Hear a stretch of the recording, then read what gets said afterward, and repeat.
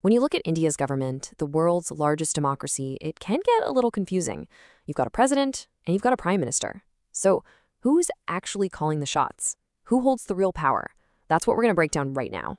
So, who really runs the country? Well, the thing is, the answer isn't just one person. It's actually a really fascinating system, one that's been carefully designed to create this unique balance of power.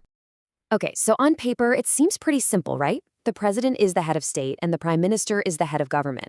Sounds straightforward, but what does that actually mean? I mean, when push comes to shove and decisions need to be made, how does that play out? Here's a great way to wrap your head around it. Think of the entire country like a giant company. The president? They're kind of like the chairman of the board. You know, a really important, symbolic figurehead who represents the company's values.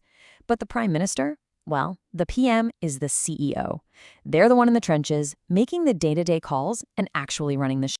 All right, so let's start with the chairman, or in this case, the president. Their role is absolutely crucial, but maybe not in the way you'd think. It's less about hands-on control and much more about symbolic authority. So, constitutionally speaking, the president holds the highest office in the land, no question. They're the supreme commander of all the armed forces, they can declare war or make peace. In fact, pretty much every major government order, every new law, it's all issued in the president's name. They are, for all intents and purposes, the ultimate seal of approval. So, what does it take to become president? The qualifications are actually pretty straightforward. You've got to be a citizen of India, be at least 35 years old, and be qualified to be elected to the Lok Sabha, which is the lower house of parliament. And here's a key detail. You can't hold any other office of profit, basically another paid government job. And that's to help make sure the office stays neutral. Now, this is really important. The president isn't directly elected by you and me. Instead, they're chosen indirectly by an electoral college made up of members of parliament and state legislatures. And there's a really good reason for this. The whole idea was to keep the president above the messy day-to-day of party politics so they can act as a unifying symbol for the entire country. Okay, so we've talked about all this authority, but here's the catch, and it's a big one. This is probably the single most important check on the president's power. Even though all those orders are issued in their name, the Constitution, especially after a major amendment, is crystal clear. The president is bound by the advice of the prime minister and their council of ministers. So you see, they have this immense authority on paper, but in practice, very little independent power to act on their own. All right, so that's the president. Now let's flip the coin and look at the prime minister. Because if the president is the ceremonial or nominal head, the PM is where the real on-the-ground executive power is. So how do you become prime minister? Well, this role is tied directly to the democratic process.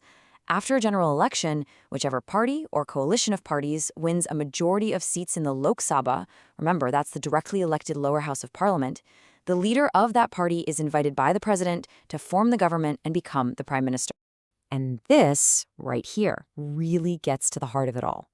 You could say the president is the de jure leader. That means by law. They are the head on paper. But the prime minister is the de facto leader, the leader in fact. They're the one who is actually exercising all that executive power day in and day out. But of course, the prime minister isn't doing all of this alone. No way. Their power is channeled through a core team, and this team is really the engine of the entire government. And that team is called the cabinet. Think of them as the PM's inner circle. These are the most senior ministers, all handpicked by the prime minister. And they're put in charge of the really critical stuff, finance, defense, home affairs. This group is responsible for coming up with all the major government policies. So here's how it all snaps together. The PM chooses their trusted team for the cabinet. They assign them these key jobs or portfolios, and then this team, led by the PM, is the one that actually creates national and foreign policy. And remember that advice we talked about? The advice the president has to follow? Well, it comes from this team, the cabinet. So, okay, we've got a symbolic head, and we've got a real executive. How do they actually work together without stepping on each other's toes? Well, the whole system is built as a series of checks and balances. It's all designed to make sure no single person or office gets way too powerful. A perfect example of this in action is just looking at how a bill becomes a law. First, the prime minister's cabinet comes up with an idea and proposes a new bill. Then it goes to parliament, where it's debated and hopefully passed. But it's still not a law. It only becomes an official law when the president gives their formal assent, their signature. You see, each piece of the puzzle is absolutely essential. And that interdependence is really the core idea here. The entire structure is built to stop power from getting concentrated in just one place. The prime minister has all the political momentum and power, sure, but they still need the president's constitutional authority to make things official. It's a fundamental safeguard for the whole democracy. So when it all boils down, it looks like this.